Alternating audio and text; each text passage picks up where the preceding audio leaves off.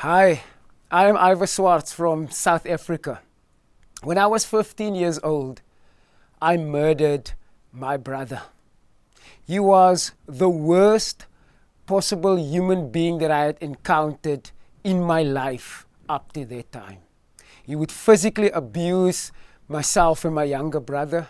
He would kick us out of the house with our mother. He would try to burn the house down at times. He was an angry man. And through it all, I had always questioned, where is God in all of this? Because my mother was a believer and she told us to trust God, but I could never experience the trust that she talks about in my house. I was on a search for identity and belonging because my dad died when I was 3 years old. And so all three of us as brothers, we ended up in prison and in gangs, in search of identity, in search of belonging, in search of who we are.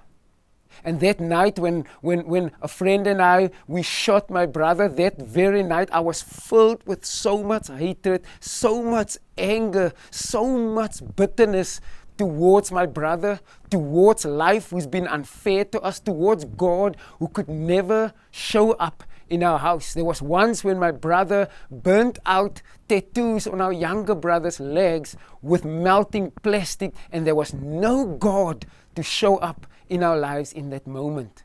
I was so angry as a teenager. And I spent 5 years in prison.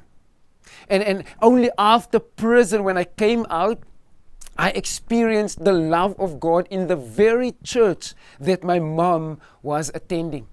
And sadly, she passed away a couple of months before my release. But she had this one deep desire, one prayer that she asked the church to pray with her every single day, and that is that I would get to know the loving, compassionate, gracious Abba Father that she had known. And when I came to faith in that little church, there was a prayer box that they took out with little sticky notes with names on them.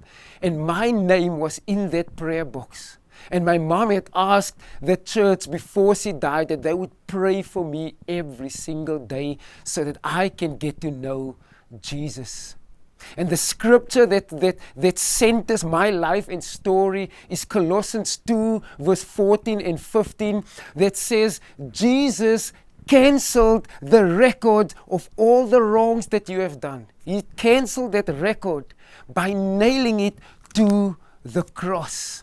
And so I don't have to feel guilty about my life. I don't have to feel guilty about what I've done in my past, because Jesus had come to restore my life. And the beautiful testimony is that life is available for every young person, no matter what you have done in your life. And I pray that you would come to know this loving, compassionate Jesus that my mother introduced me to, that she prayed that I would experience him so that my belonging and my identity could be found in him, and your belonging and your identity could be found in him.